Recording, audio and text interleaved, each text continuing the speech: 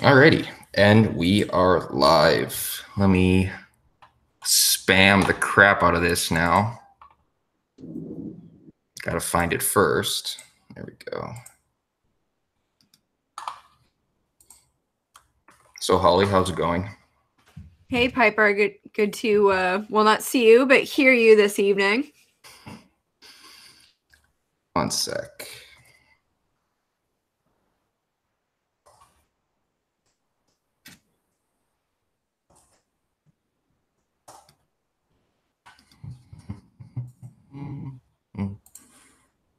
I'm gonna share this on Twitter too.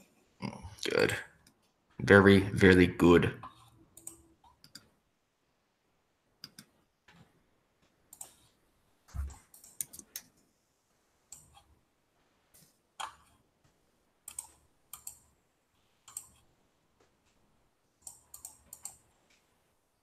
Ah, some crickets. That'll help. Actually, I should do some sound effects. Yeah, that would be cool. So, I have heard that you are working on a new mini documentary. That's gonna be nice. Hopefully, it gets done shortly. There's a lot of information in that. It's probably like a 45-minute video. I'm gonna try to condense it down. Yeah, try to condense it down to like I don't know, 15 to 20. Are you in the research phase of it still? I got like 3/4 of the transcript done, so yeah. Hopefully it hopefully it gets done soon.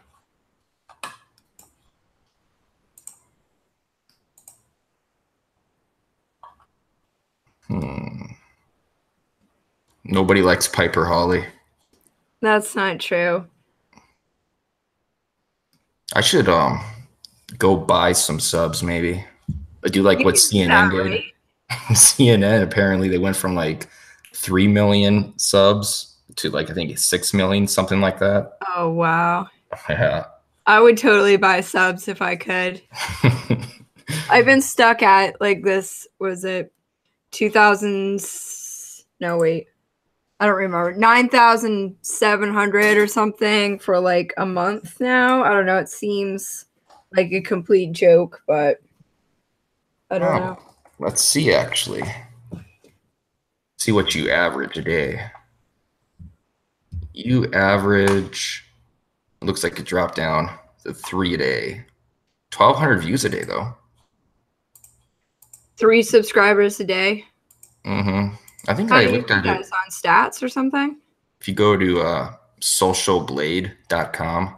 Oh, okay. You can type in anyone's name and you can see exactly the total views, how many subs a day, and all things like that.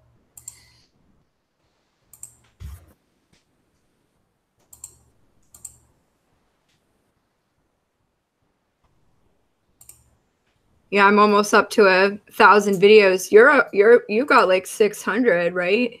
Yeah. I remember I used to do like a video a day, but stopped a lot. Social Blade only gave me a C+. What the heck? Yeah, I think I'm a D, so don't feel bad. Wow. I wonder how they... Whoa. Did you hear that? Yeah.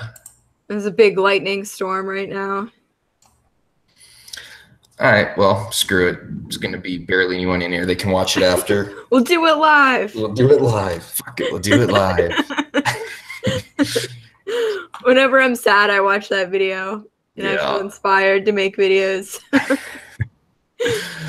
All right. Well, I'm going to pretend like we have a full crowd here. So. Okay, cool. Okay. So, Julian Assange. Go ahead, Holly. What do you think about him losing his asylum in Ecuador?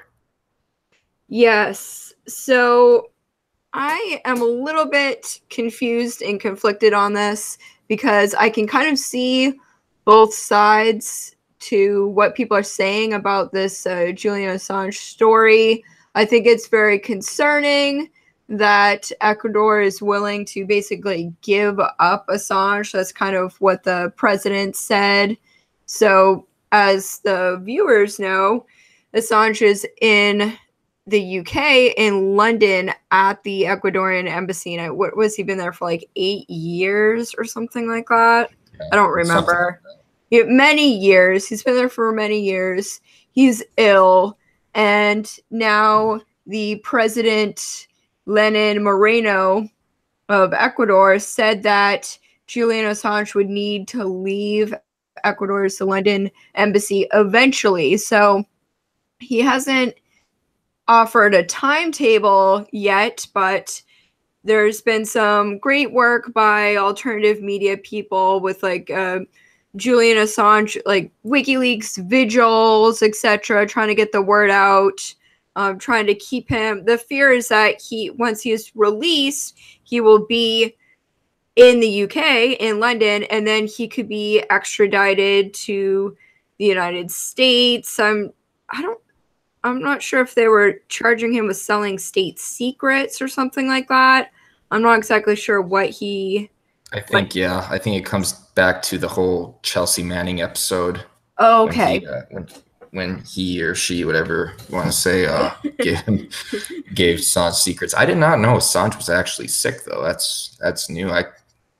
So he's like, I don't know, sick or. Yeah, I've heard. I guess he's had liver problems for several years, and like they've allowed some visiting doctors to come in, but they say that he could really use like actual hospital treatment, and that was like a couple of years ago. So he is pretty sickly, and I can just imagine, being stuck indoors for that long.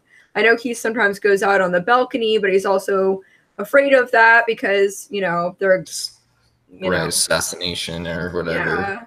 Yeah. So I'm wondering. I mean, in some ways, I'm hoping that maybe just like his time has come, and maybe something good will come out of this. I mean, maybe he'll stop being trapped in the embassy, but then where he's going is kind of up in the air. And of course, Assange is Australian, and he's a citizen of Australia. And the Australian government's pretty much just kept their mouth shut as far as I know. I haven't really seen them, Australian president or anyone, really coming out and speaking up for him or saying that they want to protect him. But I have been wondering, I certainly think Julian's outcome is more positive with Trump in office than with Hillary Clinton. Yeah, I remember reading the Brits, they basically going to be taking him into custody, and then whether or not they extradite him, I'm not really sure about that. But either way, it's like Trump has a lot of, or rather some neocons in his cabinet that I don't like Mike Pompeo, who used to be a CIA director, now is the sex state. And then you have, what's her name, Nikki Haley from, ambassador of the UN. These people are war hawks. Mike Pompeo basically called WikiLeaks a Russian intelligence organization. He called for the arrest of Assange. And I think that Trump, besides kind of being, braggadocious and kind of verbal in a kind of aggressive manner, I think he does listen a lot to his cabinet and his supporters. So I think if Mike Pompeo or others like him basically advocate for the arrest of Assange, I think Trump would go along with it, even though Trump said during the campaign how he loves WikiLeaks. He mentioned it during the debate. He mentioned it during the campaign, everything. I still think, though, that he would probably listen to his staff over actually maybe giving Assange a blank pardon and letting him actually live in America. I wish he would do it, but I don't know. I kind of do fear for the future of Assange, but I do hope he comes out of this unscathed. I don't think he should get a prison sentence, because whether or not you agree with the information that WikiLeaks releases, I think everyone agrees that there does need to be an organization that is kind of similar to WikiLeaks, an organization that can keep governments honest. So if they try to usurp their authority, abuse their authority, violate your rights and liberties, they can call you out on it, and not only call you out, but publish documentation that proves that they did, break the law. Yeah, I think that's true. Yeah, you're probably right about Trump. Like you said, when he was a private citizen, he liked a lot of what WikiLeaks was releasing, but he hasn't been so as supportive as president. However, I think it would behoove him with all the Russian meddling of the elections, that whole propaganda, that story that we're being fed, that it really was the Russians, and the story about what didn't Trump during the Putin Helsinki summit, I know he mentioned the Clinton servers, the Iran servers, the DNC servers, and that's definitely tied in with WikiLeaks. Like, we found out a lot of information about those servers from WikiLeaks. So it would seem to make sense that at least Assange and WikiLeaks could be helpful to Trump in some ways. So there's been some speculation.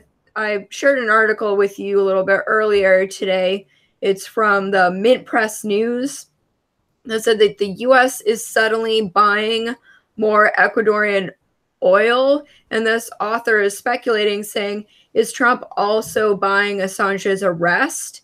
So they said that over the last 2 weeks, the U.S. has imported a record amount of Ecuadorian oil, leading to speculation that a deal or even a payoff might have been made to ensure Moreno's cooperation with Washington's long-standing efforts to have Assange arrested and extradited.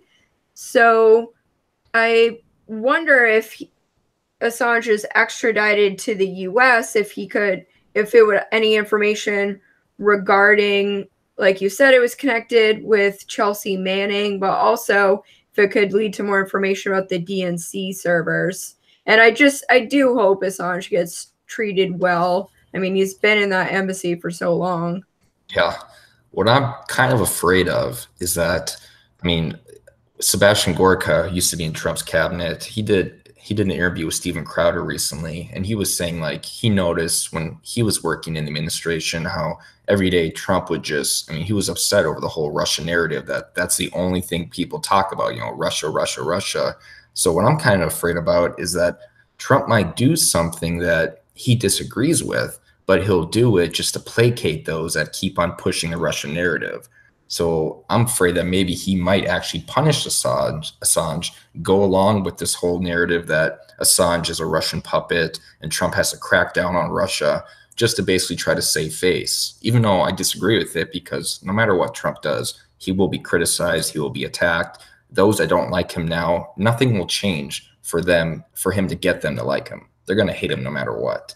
So I hope that he's not doing this I hope he's not playing politics. I hope if he is bringing Assange over here, it is basically just to let him go free and not actually indict him for reasons that just don't make sense. Because the Obama administration was going to indict Julian Assange as well. And the reason they didn't, because they realized if they would have also had to indict members of the news organization, The Guardian, because The Guardian posted the same information that Julian Assange and WikiLeaks did. So, I mean, you can't have it both ways. You can't say that WikiLeaks is a quasi-intelligence service that is, reporting on government secrets and should be arrested, but at the same time say The Guardian can do the same thing and not be punished. So I kind of wonder where this is going to fall, because if Assange would get indicted for what he has released through WikiLeaks, you are basically setting a precedent in the future for journalists to actually be arrested for reporting on news that the government doesn't want you to know about. Wow, yeah, I didn't consider that. And, you're right. Like, the people that hate Trump are always going to hate Trump. It doesn't matter if he seems to be going after Russian meddling or WikiLeaks. I mean, if anything, the left, who is strangely silent about Assange for the most part, might actually start talking about Assange and trying to stand up for him, especially if Trump goes after him, right? If anything, you're right, they're going to hate him either way, but maybe the left will actually act like they care about journalists or something. I don't know. It's not going to help Trump, you're right. Yeah, I hope so too. But there have been numerous Democratic congressmen and women that have already basically said that they do not want Assange to be exonerated anyway. They're already pushing against him because in their minds, he's a Russian stooge. They have all been duped. And it's funny because Trump basically, during his press conference of Putin. He questioned the intelligence services, and then people are coming out saying this is treasonous, blah blah blah. You should not be questioning the intelligence services. Yet they've been doing that the whole time during the Bush administration. During the Bush administration, they criticized the hell out of the intelligence services, said they were morons, didn't know what they were doing. Now when Trump does it, all of a sudden it's treasonous. He should not be attacking intelligence services. I mean, I think everyone knows that there are members of government that do things that most people would consider reprehensible. I mean, they are abusing their authority. I 100% agree with Trump. He should criticize them. I think we should make sure they're transparent. We should call them out.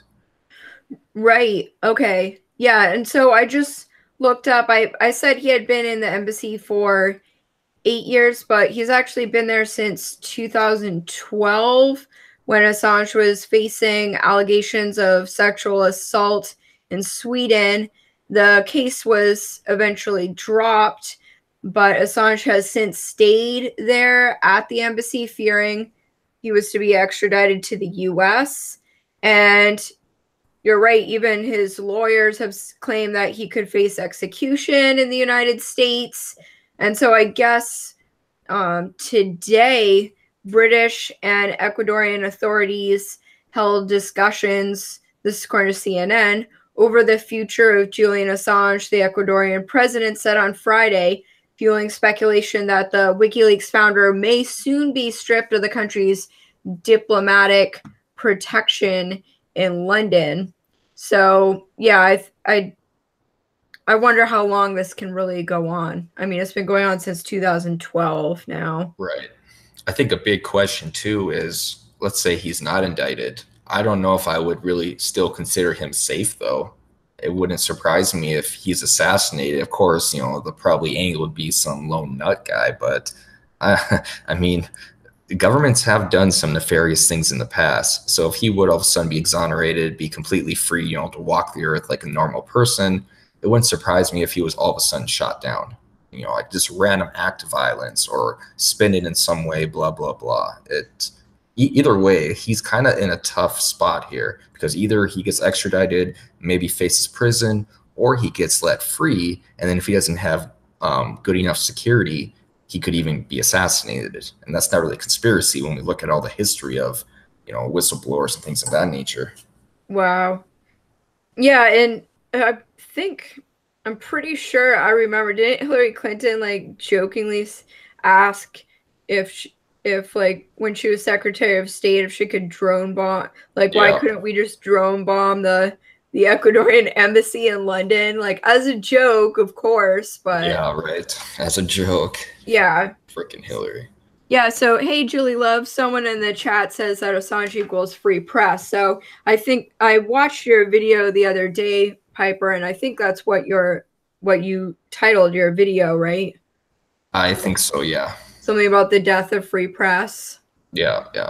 That's what it is. I mean, WikiLeaks is not a quasi-intelligence service. WikiLeaks is a publishing company. It publishes information. The only difference between WikiLeaks and organizations like New York Times is that WikiLeaks publishes accurate information that American people and members of foreign governments all over the world should know about it. I think every American citizen, or if you're in another country, every citizen should know whether or not their government is breaking the law by violating their constitutional protected rights and liberties. I think everyone should know that. And WikiLeaks, from what I gather, is the only organization that is willing to expose those secrets no matter what. I mean, he has so many enemies from people all over the world that it's insane. I mean, if the man is hated by so many people. He's loved by many people, but so many members of government hate this man so much. It's kind of a difficult place for him to be in. He always has to watch his back no matter what happens. Yeah, and you're right. You brought up, I mean, there's so many things now that I think of it, so many different leaks that have happened over the years that have really influenced and woken a lot of people up, whether or not you think all the Iraq and Afghanistan war stuff, the Chelsea Manning stuff, up to Vault 7 and to the Podesta emails. I mean, no one ever denied the Clinton and Podesta, etc., no one ever said any of that stuff was fake, you know, and he basically, people have been, like you said, enemies all around the world, governments, private corporations, so many people from around the world have been exposed that, yeah, he's got enemies all around the world. And a lot of people said that those sexual harassment charges were trumped up in a way to try to get him arrested in the first place. Yeah, I'm pretty sure it was Jimmy Dore who said that people are focusing on this whole Russia DNC business, but nobody's focusing on what was revealed actually. And that was that a corporation, the DNC, legitimately screwed over a candidate, lied to the American people about it, and not only that, worked with the Clinton campaign to create thousands of bots to go on different social media sites and spam anti-Bernie messages all over it, basically trying to hurt Bernie's chances and his popularity. Now, me, I'm really no fan of Bernie. I don't see, the glory in him that a lot of people do, but either way, it's pretty much a fact now that he was screwed over by the DNC, and whether I like him or not is irrelevant. Either way, he should have been the nominee against Trump. It should not have been Hillary. It was rigged against him for the beginning. And for a nation like ours that claims that we are against, Russian interference in our election, that we have to uphold the integrity of our election, they at the same time be completely oblivious to the DNC contradicting that philosophy, just kind of blows my mind. Like, people are just completely ignoring the obvious just so they can jump on the Russia bandwagon. Yeah, and it's gotten really weird. It used to be that the left was supporting WikiLeaks during the Iraq and Afghanistan war as that info was coming out. And then slowly the left has turned more and more against WikiLeaks. And I think in a lot of ways, the Democratic Party is a big enemy of Assange at this point because, I'm, of course, a Seth Rich conspiracy theorist. And I think a lot of the information with WikiLeaks ties in with the Seth Rich murder investigation. And like you said, the blatant rigging of the DNC primaries. So yeah, he's pretty much got the entire Democratic Party hating him now too. So yeah, and I love how the Democratic Party, I guess I should say that that the Republican Party does this too, but I love how the Democratic Party was for Comey, then against him, now for him again after Trump fired him. Like Maxine Waters, I have a video on my channel. I am no fan of MSNBC at all, but she was on MSNBC, and the anchor, he just owned her, for lack of a better phrase. He basically asked her, so Trump fired Director Comey. I am assuming you agree with this, since you've been calling for this. No, not at all, because Trump did it. I don't know what she said, but she basically just made herself look like a fool, and it's just hypocritical to say the least. So I just wanted to read this quickly from the BBC because this has to do with why he would be extradited. So UK police say that if Julian Assange steps out of the Ecuadorian embassy, he could be arrested for breaching his bail conditions. So even though the sexual assault allegations in Sweden were dropped, they still want to charge him with breaching the bail of those charges. So it's a 6-year-old arrest warrant. Assange believes that his arrest for breach of bail would lead to an extradition to the U.S. for publishing U.S. secrets on the WikiLeaks website. And it stems from, like you said, April 2010, when it released footage showing U.S. soldiers shooting dead 18 civilians from a helicopter in Iraq. And like you said, that was the Chelsea Manning video that was released. And wow, that's just feels like a lifetime ago, doesn't it? Yeah. No, I remember I read that too. Like, what? Arresting him for violating bail. Like, first off, I don't know. I think the statute of limitations should be about up on that. But second of all, that seems to me that that's just an excuse to get him in custody for extradition, or else maybe he might, because like I said earlier, or like you said too, WikiLeaks has a lot of support. So if Julian Assange is going to be released, he probably know the day he's going to be released, and he can, provide for his own security to come pick him up. So this way, if they can actually get an indictment against him, now they have just cause to actually arrest him as soon as he leaves the embassy. He's no longer in protection from his own personal security. So to me, that just seems like an excuse to pick him up, to then send them wherever they want him to face whatever charge they can imagine up. Right. I mean, it's just so weird that Sweden dropped the rape investigation, but then the UK upholds Assange's arrest warrant for breaching bail conditions. So, like you said, I mean, if the charge itself was dropped, then why wouldn't you have a statute of limitations for the bail? So right. You're right. That's exactly. So he's free to go anytime he wants, as people like to say, but that's what he's facing. Yeah. So I guess we can maybe move on to Rod Rosenstein if you want. Yeah, that sounds good. You can start with that. Yep. So basically, some members of the House, I think there are 11 of them, being led by Representative Jim Jordan, are filing articles of impeachment against Rod Rosenstein. And the main reasons for this impeachment is basically, I guess their arguments are he redacted material where Peter Strzok basically showed that Peter Strzok had a close friendship with a FISA court judge. This was the same judge that overheard Mike Flynn's case. Basically, there's claims that Rosenstein told Peter Strzok not to answer questions during his hearing. And they're also saying that Rosenstein is not keeping up to date with giving them the necessary documents they need regarding the whole Trump and Russia investigation and the Hillary Clinton investigation, email investigation, things of that nature. So basically, it seems like he is not doing his job fully, and they want to impeach him for that. My kind of thoughts on that is that I think the term impeachment is kind of being thrown out like all these other labels we hear, like, Nazi, nowadays a Nazi is anyone who disagrees with you, basically.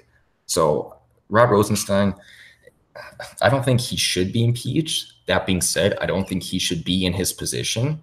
But before he was in his position as Attorney General, Deputy Attorney General, he was just a regular state's attorney. And Jeff Sessions, when he became AG, he issued an order for 46 different state's attorneys to resign. Well, Rod Rosenstein was able not to resign. He was given some leeway there. So I think this was a mistake by Jeff Sessions, allowing him to stay on. And now that he is in this position, I don't think he should be impeached. My kind of contention is he should not have been in this position to begin with. They should not have let him in there. I think people like him, people like McCabe, James Comey, all these members of the deep state or that have ties with these people should not be anywhere near our government or anywhere near places that have positions of authority. Yeah, I've been trying to follow this story because it just seems so weird. Like, I'd never really heard of someone facing articles of impeachment for, what he's done. I guess I was looking it up earlier, and Fox News says that that's 11 GOP members that filed the articles of impeachment against Deputy Attorney General Rod Rosenstein, seeking to remove him from office because they believe that he failed to fully comply with a congressional subpoena for information about the FBI and the Justice Department investigations of the Hillary Clinton email scandal. So they're saying that basically Rosenstein tried to cover for Clinton and the State Department. Yeah, and that doesn't surprise me at all. And that's why I think he should have been fired, but not impeached. I know some people might say that contradicts itself, but it really doesn't. I mean, impeachment is a serious kind of offense that is held for people that commit high crimes, treason, going against your own government, things of that nature. If he were to be impeached, which he won't because Paul Ryan already said he's not going to allow the vote to reach the floor, it's just going to open the door for people on the left to say, let's impeach Trump now. And if the worst happens and the Republicans lose the midterms in the House, well, the Dems in Congress can say, well, look at this. They try to impeach Rod Rosenstein for, stuff that basically didn't really follow what the Constitution says. So let's do the same here, impeach Trump. So I don't know. I think they should have fired him to begin with. But now that they nominated him into his position, they should not impeach him. It's too late. That being said, though, I don't think he should be there. I don't think he has any right to be there. And it makes me mad that people are trying to defend him as someone. Like, I saw the Young Turks video saying like he's a great person, all this stuff. It's like, oh, wow. Like, are you kidding right now? Wow. Yeah, well, good on you for watching Young Turks. I can't even really even subject myself to it anymore. You know? I don't watch it. I was just clicking around one day and it said recommended for you, and I was like, oh god, let's see what it says. Yeah, sometimes I wonder about that, like the recommendations on the side. I'm like, what are you thinking? But yeah. Well, no, it's funny because the same thing we were talking about earlier, like the Dems used to hate him because he was the one that wrote the memo to fire James Comey. And now they love him, though, because they kind of found out, later documents that he is kind of obstructing the investigation to end the investigation into the whole Russia collusion narrative. I mean, he ordered and approved the raid on Michael Cohen's office. So, of course, Democrats and the media loves him for that as well. So, but I don't know. I see him as one of those people like James Clapper and John Brennan who just need to get out of the government. And James Clapper and John Brennan, they're not even in government yet. And yet they are able to keep their security clearances. And they're able to go on news shows. And they're able to call Trump treasonous. Like, when did this happen? Rand Paul did a brilliant floor speech the other day, basically calling out that these people should not have a security clearance. If you are no longer in government, and you are no longer in the intelligence services, you should not have a top secret clearance where you can get information regarding what is happening in the intelligence services. And then you should not be able to go on any talk show you want and talk about it and criticize Trump for things. It blows my mind. Like, so hopefully Trump does remove these. He has the authority to do so. I hope he does, but we'll have to see. We'll have to see if he actually does or not. Yeah, I think that's a great point. I mean, John Brennan is so creepy. He used to be head of the CIA, and now basically, you're right, he's just like full-time talk show propagandist pundit with a security clearance. Basically, he could be spying on the president, etc., or whoever, spying on the government, and then going on TV and talking about it. And you're right, outright calling the president treasonous. I think I heard the other day Hillary Clinton and Bill Clinton still have top security clearance, stuff like that. Yep. Yeah, it comes back to it. All these people should not have security clearances. If you are no longer in government, you should not be expected or not be allowed to actually receive intelligent information. I mean, this is information that's critical, like troop placement throughout the world, like policies that the intelligence services are implementing. You should not be able to see that. And if you are allowed to see that, you should have the good sense to not go on different news shows and say the president is a treasonous villain. I mean, that just blows my mind how someone like that, who used to be a CIA director, can call Trump treasonous. This is the same person that admitted he was a communist years ago. Yeah. It's just, and again, people follow it because they love him. People love anyone that criticizes Trump. I mean, he's pretty much, he's just the poster boy of like people who should not have security clearance at this point, because it's just complete conflict of interest at this point when he's basically just like a pundit now, like would you give any other pundit like security clearance like that? And so just quickly to go back to what the impeachment was also about, the impeachment resolution accused the Justice Department and the FBI of committing alleged abuse of the Foreign Intelligence Surveillance Act related to members of the Trump campaign who are investigating 2 law enforcement agencies. So I'm kind of wondering if it's just like tit for tat. Like, you think it's basically symbolic because Paul Ryan says that they're not going to do anything with it? Well, he came out and said that now. I don't think it was symbolic. I think it was pragmatic. I really do think that they wanted to. But now that Paul Ryan came out against it, there's really no hope for him because they can't get a bill to the floor. Paul Ryan doesn't want it to happen. But then Okay. again, Jim Jordan will probably be getting Paul Ryan's spot. So who knows? Right, that's what I was wondering because this has been led by Jim Jordan, and Jim Jordan, barring those abuse scandal or whatever that hit him a few weeks ago, he will probably go forward as taking Paul Ryan's spot. So I think you're right, though, about how impeachment isn't necessarily the right way that this isn't really how you use impeachment, I guess. Yeah. It's about investigating corruption, maladministration, or inefficiencies in agencies of government. Whereas, like you said, they should just fire him, Yeah. And then Julie Love wrote in chat, isn't Chris Steele a foreign agent who interfered in a presidential campaign and thus election? Shake my head. And yeah, you're 100% correct. It's funny because people keep saying, Russian government helped Trump. Well, Christopher Steele wrote a document that was funded by Fusion GPS, and he got that information from members of the Russian government. So Christopher Steele used information from the Russian government to attack Donald Trump. And now they're saying also that, well, Trump got information from the Russian government. I think to break it down really simply, Russia did in fact try to meddle in our election. They tried to use propaganda against certain candidates. right? They didn't do it to favor Trump. They didn't do it to favor Bernie, because Mueller's first indictment showed that Russia's propaganda included using pro-Trump rallies, anti-Hillary rallies, and also pro-Bernie rallies. A lot of people don't know that, but yeah, pro-Bernie.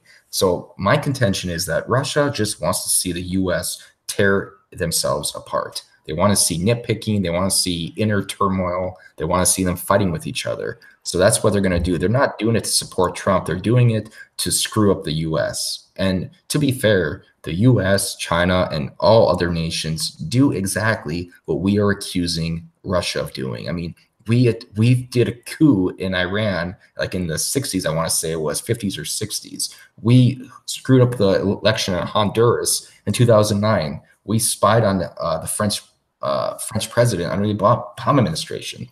Like the U.S. does exactly what we are criticizing Russia for doing. But with Russia, it's because they're evil. People are saying this is an act of war. If that's the case, then the U.S. has committed war on every single one of its allies, plus every single one of our enemies. I mean, it's insane. So I've never really watched the whole thing, but there's some interesting videos of supposedly an ex-KGB official named Yuri Bezmenov, and this was like way back in the 80s, and he had defected from the KGB and said that the KGB, Soviet Union, was working to try to destabilize the United States by creating lots of infighting, race war, people fighting against each other. And yeah, I mean, I'm willing to. I've actually seen some interesting. I used to laugh about like the whole Russia was meddling with Pokemon Go and stuff like that, and like memes, the funny Russian memes, where it was like Trump like arm wrestling Jesus or something, like there's some funny stuff out there. But yeah, I mean, one of the ex-leaders of the heads of the CIA admitted, yeah, we meddle in elections all the time, and we just kind of have to assume that there's basically a budget in all major governments to meddle in elections, foreign elections at this point. Yeah, I saw people like after Trump met with Putin at the Helsinki summit, they're like, yeah, Trump is such a Putin puppet. It's like Trump has put more sanctions on Russia than any other president in history.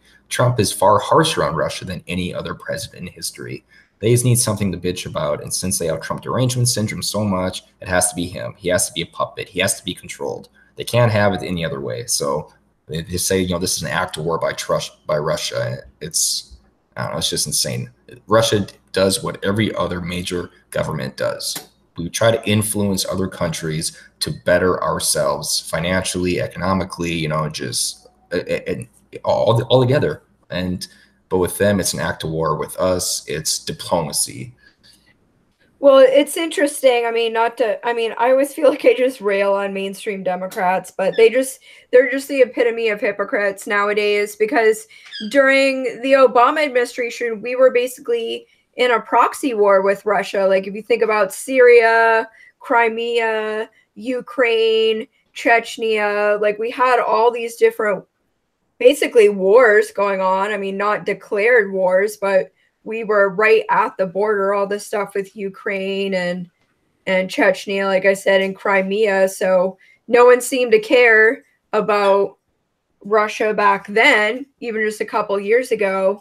But now it's already, I pointed out an article yesterday, Vox was saying, I think it was, I don't remember, some politician, some female Democrat might not win her seat in 2018. She might lose as Claire it comes. McCaskill. Yeah, Claire McCaskill, because they're like, oh, it appears as though Russians are already meddling in her election even before anything's happened. So Yeah, that's just funny. I mean, because she's from Missouri, so that's a highly red state. Trump dominating that state, so they're already spreading the misinformation out that if Claire McCaskill loses, now the Democrats in Congress have something to fall back on. It is Russian interference. It's probably going to spur investigation. It's just, I mean, the same thing's going to happen probably to Heidi Heitkamp in North Dakota too, since Trump dominated North Dakota. So if she loses to Kevin Cramer, they're probably going to say exactly the same thing. Oh, it's the Russians, the Russians. They're basically building their own foundation as an excuse. So in the future,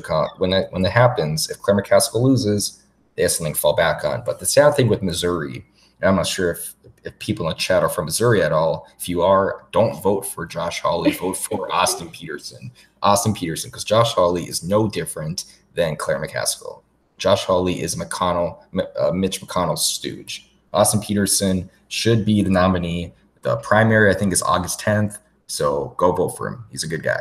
Interesting. Yeah, interesting plug. I mean, people need to pay attention to these elections because the Democrats have so much riding on the 2018 midterms, and they'll go so far as to say that Russia is already hacking these elections. And I think it was Georgia and a few other states. Like they actually, the state of Georgia filed a complaint saying that DHS had hacked their election and had meddled in their elections. And now mainstream news is saying, oh, no, it wasn't DHS, it was the Russians, even though it has the DHS fingerprints all over it. And the state of Georgia said it was DHS.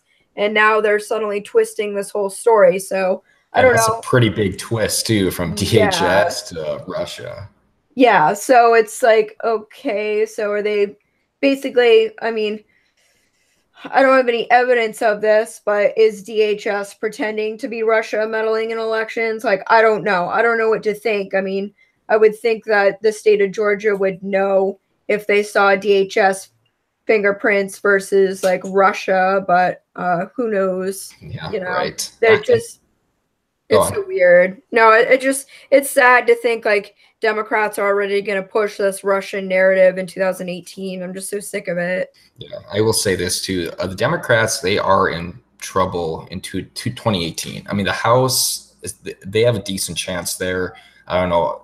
It might be the Republicans still maintain the House, even though they lose seats. But the Democrats, they have no chance in the Senate. I mean, if we just base it on attrition alone, they have 23 senators up for re-election over Republicans 9. And also some of the Democrats up for re-election in the Senate are in heavily red states like North Dakota, Missouri. So chances are that Republicans will gain seats in the Senate.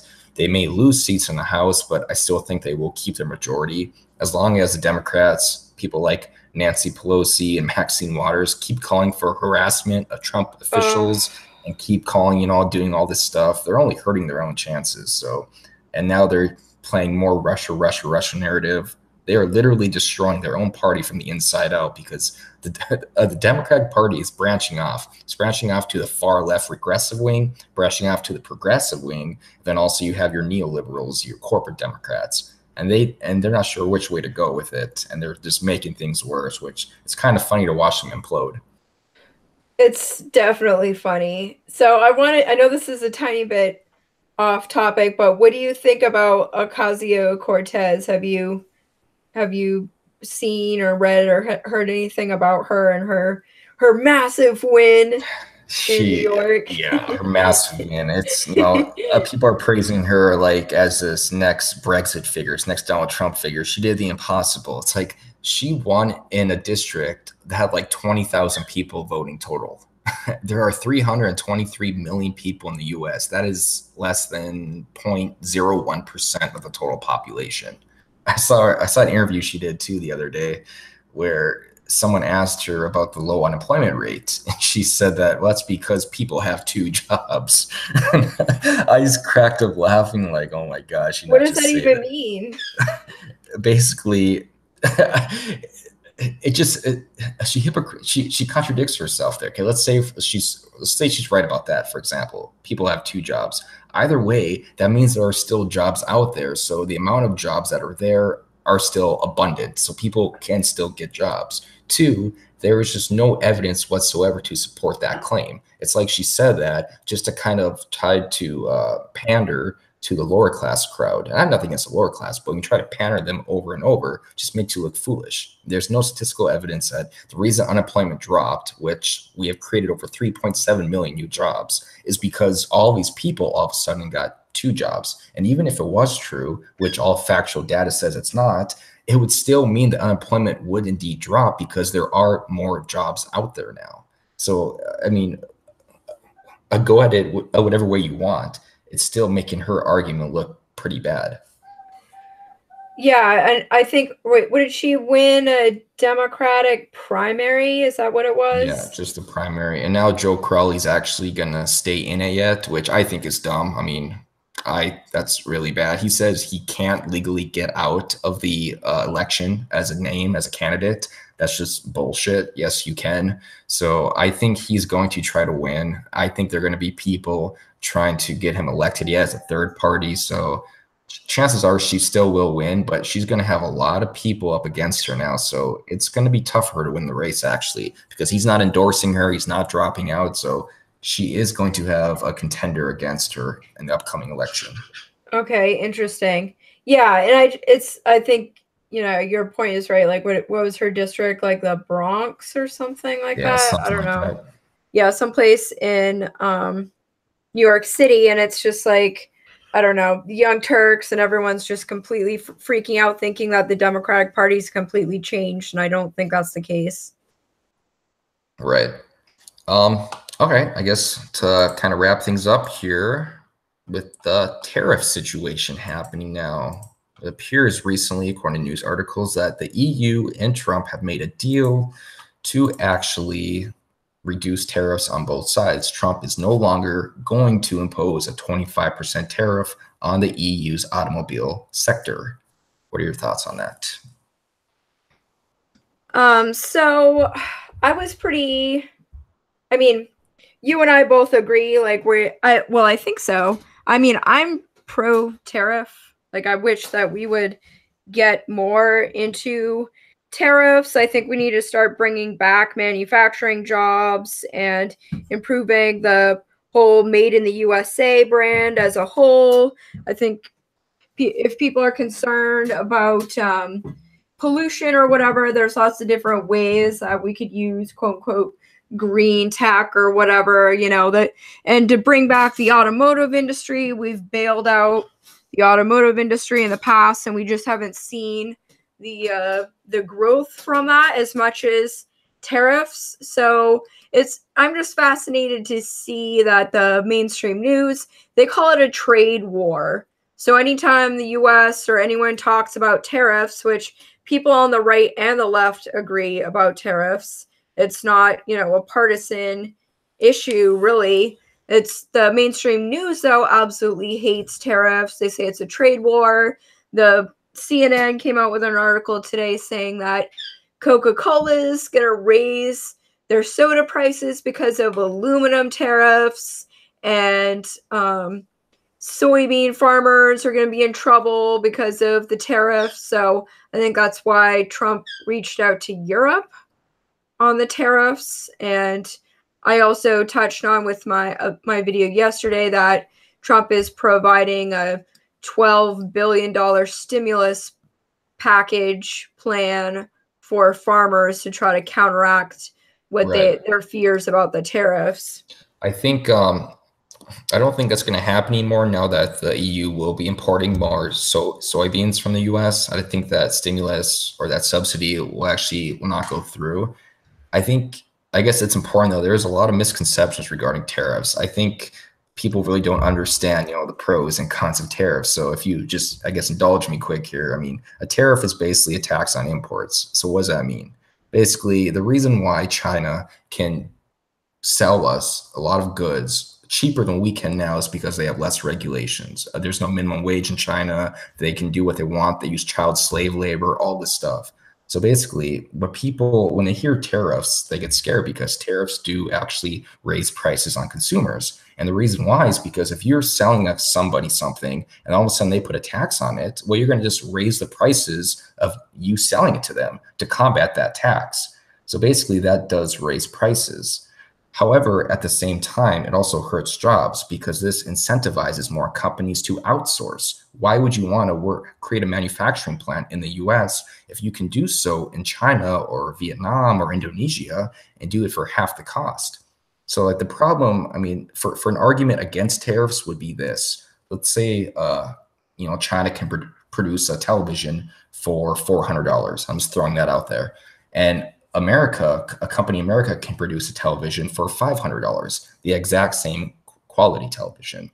So if someone goes to the store and they see the same TV, two of them, one for $400, one for $500, which one are you going to pick? You're going to pick the $400 ones because it's cheaper. By picking that one, you have now saved $100 in your pocket. So now you can use that $100 to go to different businesses. Maybe you go buy shoes, maybe you go to a restaurant, and you are now helping out other areas of the economy. So that would be like an argument against tariffs. However, an argument for tariffs would be that it helps incentivize more companies in this country, America, to create jobs, to bring back manufacturing. And now that the corporate tax cut is indeed lower, they have more incentive to do this as well. So when you put tariffs up, it's mostly just for a tool to help negotiate better trade deals. And that's what's happening right now. If you look actually with the EU, for instance, the EU has now agreed to actually reduce tariffs. So what Trump does, and this is all in his book, The Art of the Deal, he says the most extreme scenario, which kind of causes people to panic. And then he sits them down, talks with them, and then he's able to work out a deal that is not as severe. And he's doing this with the EU now. So this is actually a win for Trump. So for now, I actually do support tariffs. I mean, there are goods and bads against tariffs, but as of right now, we are seeing a profit from it. And it's only going to continue. And it's going to drive more people to create companies here to create products that China creates right now. So I do support tariffs, and I guess one last thing here, just to kind of add to this, people say that the US is going to get destroyed in a trade war, like with China or with Canada, which is a joke in itself, Canada, but with like China, for instance. China needs us just as much as we need them because we provide hundreds of billions of dollars of exports to them or of imports to them. So their economy relies on America buying their goods a lot. And if we would all of a sudden say, you know what, China, we're done with you. We're going to go to Vietnam. We're going to go to Japan. Or we're going to go to Korea. China's economy will be absolutely destroyed. So Trump is actually standing from a position of strength here because people are going to hate Trump no matter what, just because they hate him now. But China, their government is kind of in solidarity with each other. So they really can't go into a trade war with Trump without pissing off their people. Whereas people are already pissed off as Trump, so no matter what he does, it's not really going to matter. He's not going to lose his supporters, and he's not going to bring over the people that despise him already. So China has a lot to lose, their economy and their support of their government. So I do support this. I agree with you. I do support tariffs. They can be bad, but at the same time, they can be good, and they do incentivize more people to create jobs, to produce those goods that we are currently buying overseas. Yeah, I think that's a great point about China. I mean, China doesn't want to piss us off either, like you said, because we buy so much of their stuff. I mean, we buy the majority of their plastic junk and everything. I mean, they pretty much need us to continue to buy their products. And even The Hill, I found an article was it today? Yeah, even the Hill has to admit that Trump is finally vindicated on tariffs. So like you said, with like his book Art of the Deal, he's basically playing hardball and trying to get these other countries to stand down. And of course, you know, people people laughed at Justin Trudeau because he was like he's like, we're gonna stand strong, and we're gonna stand up to Trump, and like his eyebrow is falling off or something really weird like that. And then he just kind of like shirked away from Trump. And my friend James Pawson, who has a channel from Canada, says that basically, you know, Canada or Trudeau was acting like he was going to be all tough about tariffs, but he says that because regulation is so strong in Canada that it's basically a mob that's running the Canadian dairy industry. Yeah, the dairy cartel, yeah. Yeah, he called it a dairy cartel. And if anything, a tariff could actually help break up that a little bit and help the people of Canada and facilitate more trade, and help with prices for Canadians. But Trump's also has the Hill said that Trump had an aggressive strategy on trade that was vindicated this week as the European Commission President Jean-Claude Juncker agreed to work towards the elimination of tariffs on U.S. industrial imports in return for the same treatment from the United States. So the relationship will increase markets for U.S. small business exporters who face EU tariffs that are roughly 40% higher than those imposed by the United States. It will allow U.S. consumers to purchase European goods at cheaper prices, putting more money in their pockets, etc. The deal also includes promises from the EU to import more soybeans and natural gas from the United States. So, you know, the EU is finally kind of stepping up and actually working on some negotiations for the US, because we all know certainly Europe could use the economic help right now too. They're not doing very well. Oh yeah, definitely. And that Jean-Claude Juncker or whatever, he is one of the 5 people that is unelected in the European Union that has pretty much control over the European Union, which I will happily be exposing hopefully next week, because wow, it is so bad. But I wanted to say about Canada too with Trudeau. I mean, first off, he went behind Trump's back. You know, they had a good meeting. As soon as Trump was on Air Force One, he did a press conference saying he's going to stand up to Trump and he's going to impose tariffs. If Canada and Trudeau would even attempt to go into a trade war with the U.S., they will be utterly destroyed. I mean, for instance, you know, Canada relies on the U.S. for 20% of their GDP. They produce 3 million cars and they sell 1 million cars to us. We rely on Canada for 2% of their GDP.